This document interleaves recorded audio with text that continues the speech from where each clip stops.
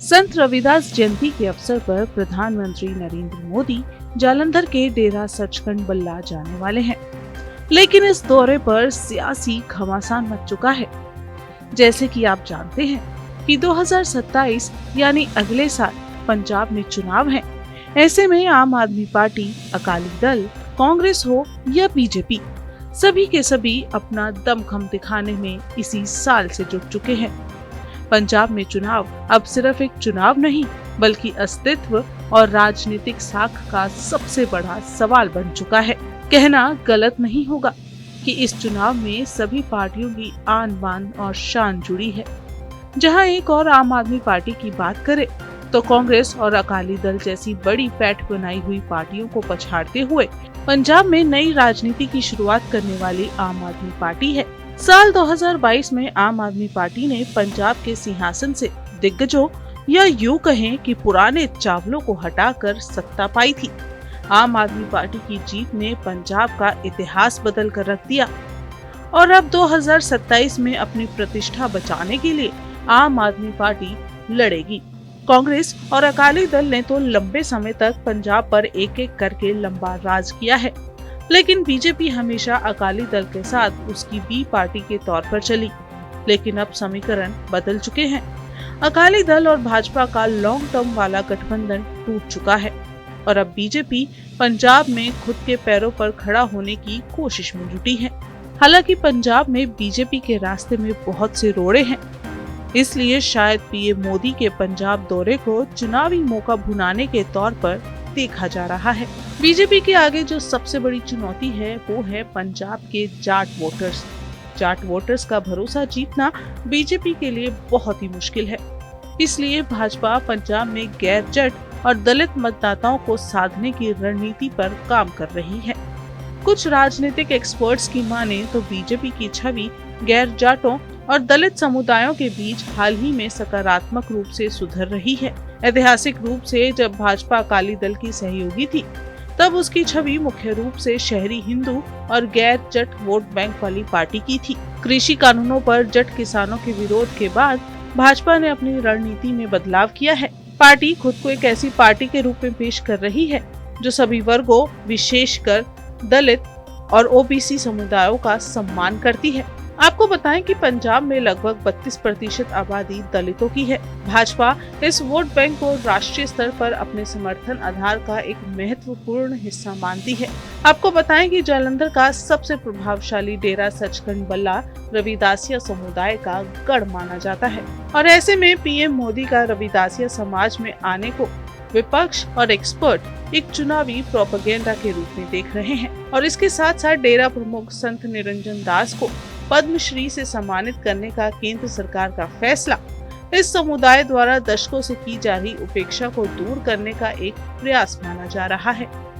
और तो और आदमपुर हवाई अड्डे का नाम श्री गुरु रविदास जी अंतर्राष्ट्रीय हवाई अड्डा रखना दलित संगठनों की लंबे समय से मांग लंबित थी, जिसे पूरा कर भाजपा ने समुदाय का दिल जीतने की कोशिश की है।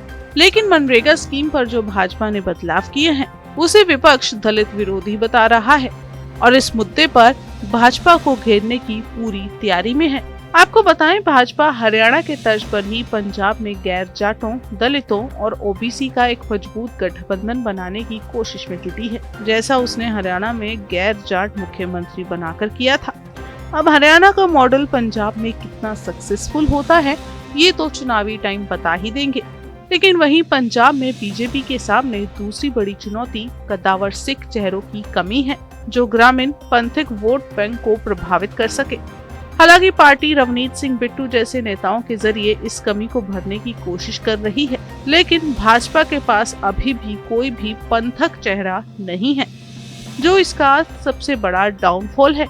शिरोमणि अकाली दल के साथ दशकों पुराना गठबंधन टूटने के बाद भाजपा जब अकेले दम पर सभी 117 सीटों पर चुनाव लड़ने की तैयारी कर रही है, राज्य के एक बहुमत को छोड़कर बहुमत पाना बीजेपी के लिए बहुत कठिन लक्ष्य है।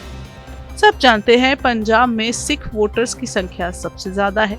जाट सिख वोटर्स बीजेपी से नफरत करती है। नफरत इसलिए क्योंकि वो कृषि कानून के खिलाफ है। एक बहुत बड़ा जाट वोटर्स बीजेपी से खासा नाराज दिखाई देता है। लेकिन पिछले कुछ सालों से कांग्रेस और अन्य दल के कई बड़े नेता जैसे कैप्टन अमरिंदर सिंह, सुनील जाखड़ भाजपा में शामिल हैं। इससे पार्टी को अनुभव तो मिला है, लेकिन पुराने कैडर के साथ तालमेल बिठाना और विचारधारा के साथ समझौते की धारणा को दूर करना बीजेपी के लिए एक आंतरिक चुनौती बनी हुई है। तो यहाँ कहना ये गलत नहीं होगा कि पंजाब में बीजेपी बाहरी कलह को तो झेल रही है, अंदरूनी कलह का भी उसे सामना करना पड़ रहा है। वहीं सिख संस्थान जैसे एसजीपीसी में कथित हस्तक्षेप और बंदी सिंहों की रिहाई जैसे संवेदनशील मुद्दों पर भाजपा के कड़े रुख के कारण सिख मतदाता का एक बड़ा हिस्सा पार्टी से दूरी बनाए हुए है। भाजपा की छवि उन इलाकों में सबसे ज्यादा खराब है जहां खेती, किसानी और सिख धार्मिक पहचान राजनीति के केंद्र में है। पार्टी अब प्रधानमंत्री के दौरों और डबल इंजन सरकार के विकास मॉडल के जरिए इस छवि को बदलने की कोशिश कर रही है, लेकिन कितनी सक्सेसफुल होती है ये चुनावी समय बता पाएगा। हालांकि छवि तो भाजपा की पंजाब में सुधर रही है, लेकिन चुनौतियां जस की तस बनी हैं। कांग्रेस अभी भी ऐतिहासिक रूप से दलित वोटों पर मजबूत पकड़ रखती है। पूर्व सीएम चरणजीत सिंह चन्नी एक प्रमुख दलित चेहरा है। भाजपा के लिए ये एक लंबी लड़ाई है जिसे वो अपने प्रतीकात्मक कदमों को वास्तविक राजनीतिक समर्थन में बदलना होगा। जब पूर्व सीएम चरणजीत सिंह चन्नी का दलित वाला बयान आया था और कांग्रेस के साथ उनका कलह सामने आया था, तो बीजेपी ने इस अवसर को भुनाने की पूरी कोशिश की थी। रवनीत बिट्टू के जरिए खुले मंच पर चन्नी को ऑफर दिया गया कि आप बीजेपी में आ जाओ, लेकिन चन्नी ने साफ इनकार कर दिया था।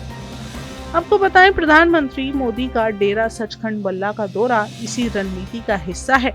बीजेपी की रणनीति है दलित वोटर्स को भुनाने की, लेकिन दलित वोटर्स पर कांग्रेस और आम आदमी पार्टी की पहले से ही मजबूत पकड़ है, जिसे तोड़ना बीजेपी के लिए आसान नहीं होगा। और अब देखना होगा चुनाव में बीजेपी कितनी पैरों पर खड़े हो पाती है, या लड़खड़ा कर फिर से गिरेगी, या उठने के लिए उसे अकाली दल के सहारे की जरूरत पड़ेगी। आप क्या सोचते हैं? आप क्या राय रखते हैं? हमें कमेंट करके जरूर बताएं।